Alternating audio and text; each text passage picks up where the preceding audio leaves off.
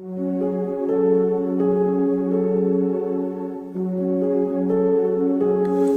darkness, my old friend, I've come to talk with you again, because the visions of me creeping left its scenes while I was sleeping, and the vision that was planted in my brain still remains within the sound of silence. In restless dreams I walked alone,